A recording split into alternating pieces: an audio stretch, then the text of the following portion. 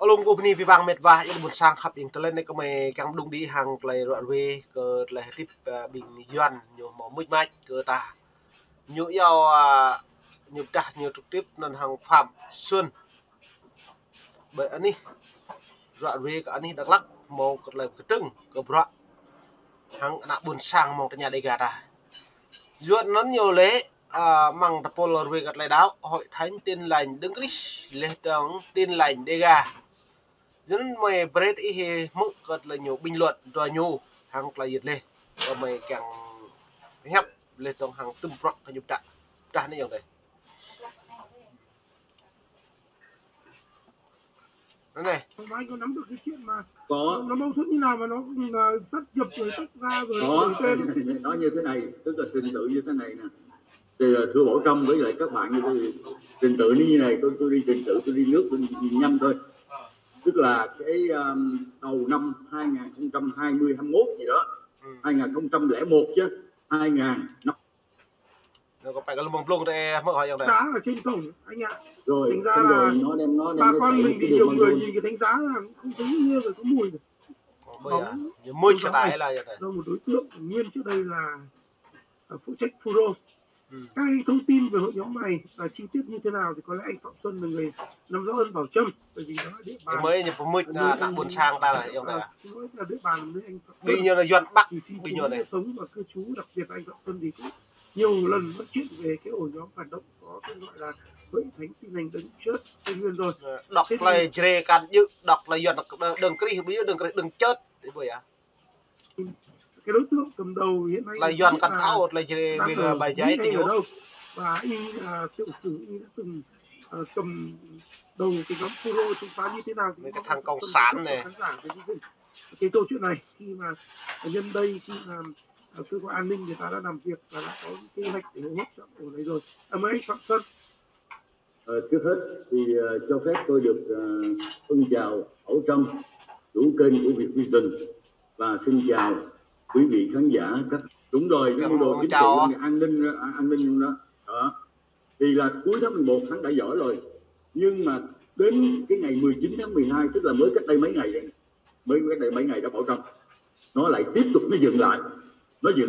đó, nó lại treo. do đó này thâu mà gật lại dừng lại bởi hội thánh tin lành đấng Chris bởi an ninh Tây Nguyên mà ở khu Đắk Lắk cơ mô dùa đã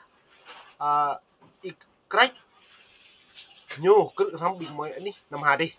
do nó lại đạo này lại với như lệ bởi Việt Nam màu tự do tin tôn giáo tự do tin ngưỡng đây do nhưng bạn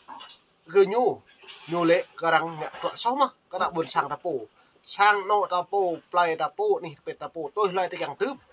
bữa ta đạo cái gì với như lệ lệ bùi cao lần nó so đẹp hiền nhưng bạn về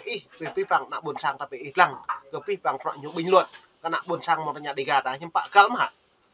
với một mô tô sang po sang nhú còn như càng chi bởi đà nằn nhú sang nhú sậu nhú lại như số mà với làm như đạo tôi cách nó lại như độc cả bởi sang nhú nèo bằng như thao can sang cái đạo để tươm chi bởi các bạn như bằng rôn nó lại để từ vắt kéo cả là nhiều cây thanh nhãn nhưng màu sóc mà bằng luật như quy định bờ đà như chi bởi và mang sang sóc bộ đây chi mà bộ màu ô giữa nó này như xuyên tạc nhiều ta như có mũi mai cái này chỉ về ra lê trống em nhú tiêu diệt pi nuôi hiện tại mong cái nhà buồn sạc ra thì rất nhiều thể nó em mọi em mức cật này nhiều hẹp này đơn hàng sỏi bao trầm này thành xuân này như đoạn về mũi mai cái nào buồn sạc một cái nhà đi gạt à lại nội dung cũng tương tự như vậy luôn đó, mục đích thông báo và coi như là nó công khai luôn. Đây là công khai rồi, đây là nó công khai cái địa điểm sinh hoạt tôn giáo trái phép bởi cứ sang đây là nhưng mà như nó một nhẹ và sang xạ như đi bà Huyền và tỉnh như đi bộ mộ lấy này lấy cứ ngạ bởi sang gỡ mà gỡ nục cái chỗ bây giờ nó ngạ là prong thì nhủ do như kết như bộ bể nguyên nhân lý do như vậy mang thông mang là hiến pháp nhủ mong mà bộ bể tươm cái bảng bờ đa bực tươm cái thanh giá bởi nạp sản mong mà bộ mẫuอย่างvậy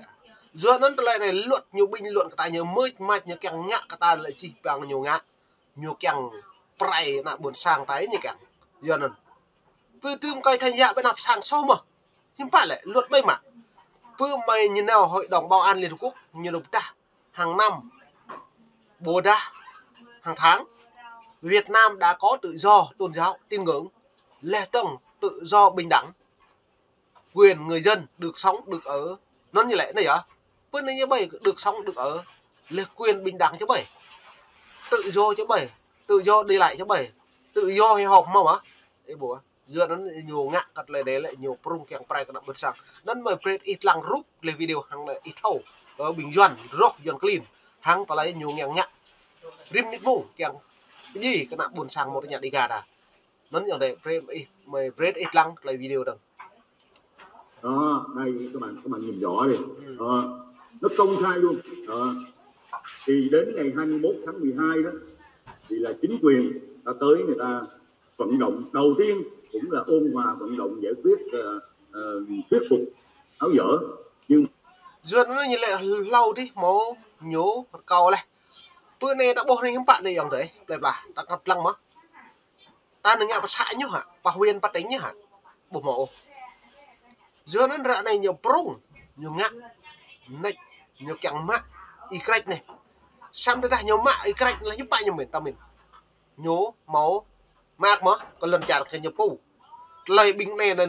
dần ta là bè này nhờ lợi dụng bình dân đen nhá bình tị thức của mẫu bình dọa tội hẹp tua trò này bình nhiều chỉ là cái lợi công sản lợi dụng thì nhủ lê tương nhiều keng máu xe họa nhằm bằng quạt làm đôi lê tư tướng Hồ Chí Minh như can thêm lắm á lê tương tị thức người dân thường lê từ người dân bản địa như can thò lắm á mình bình loại này bình loại là trôm chó này bình nhiều này đây hả trôm cắp này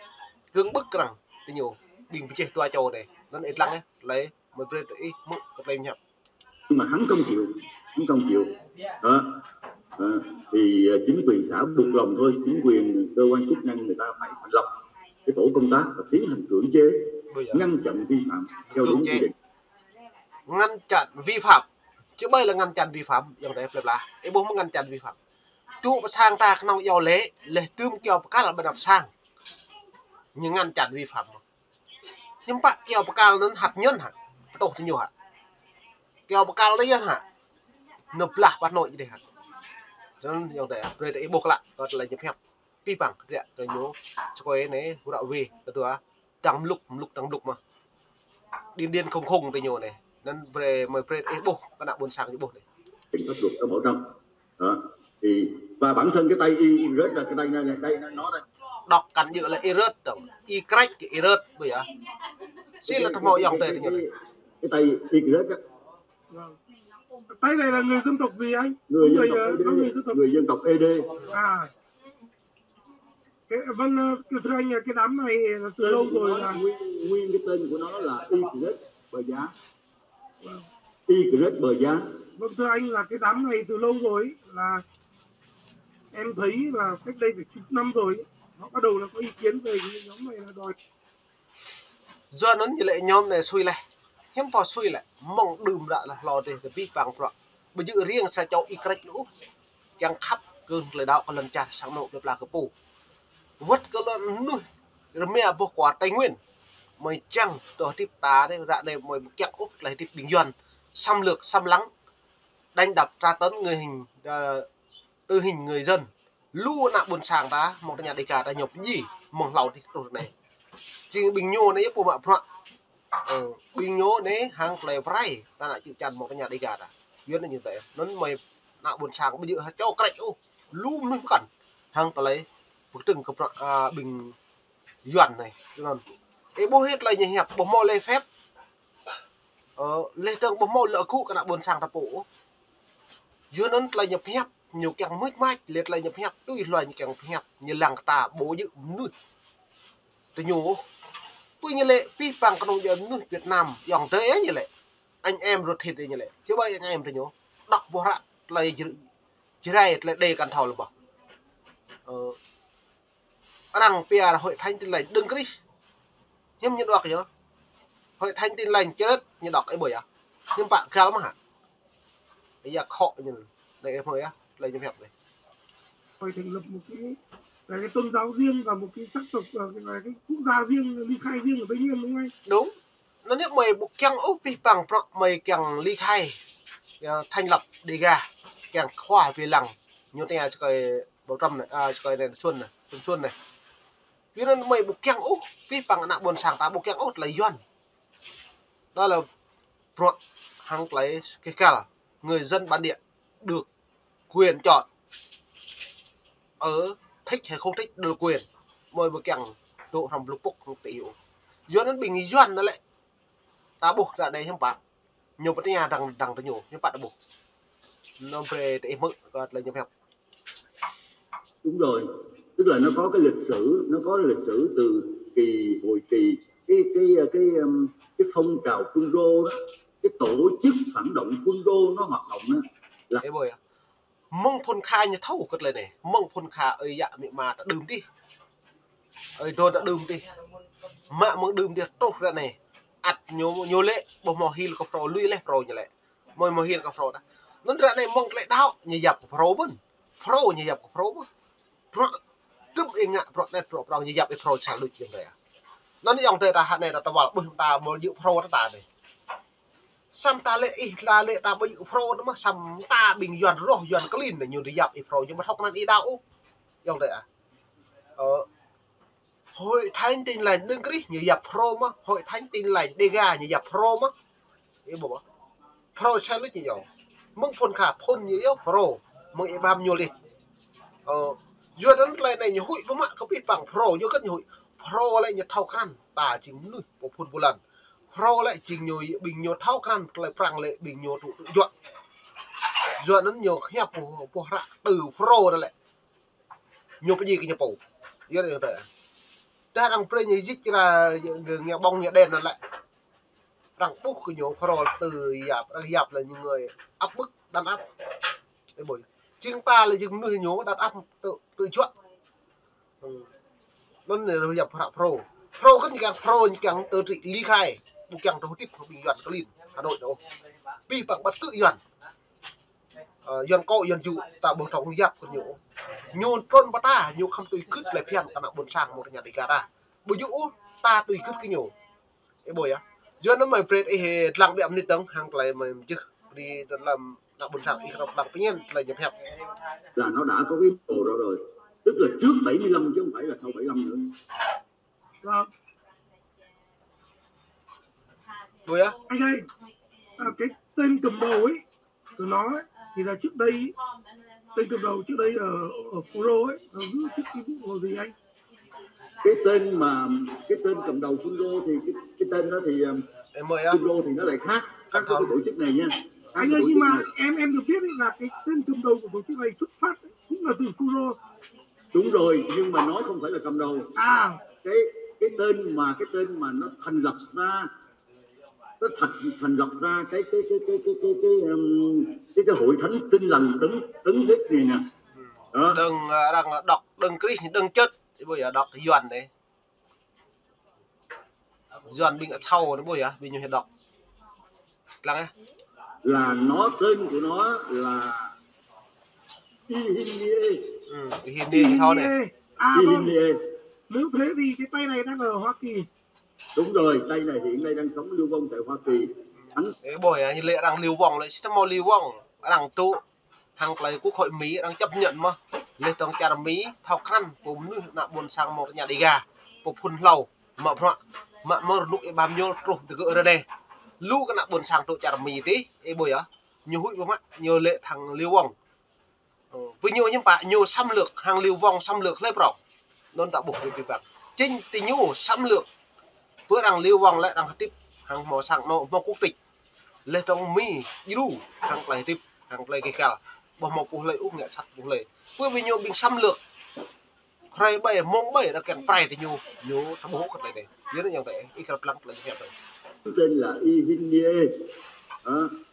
thì cái năm 2000 đầu thế kỷ 21 đó, tức là năm 2001 gì đó thì hắn thành lập ra cái giờ nó mùa này company bị bằng mệt vải nó buồn sang ấy mượn lại bình dọn cái bình rock nên nhập hẹp này lại rồi này nhiều bình luận rồi nhiều lại hàng lại cỡ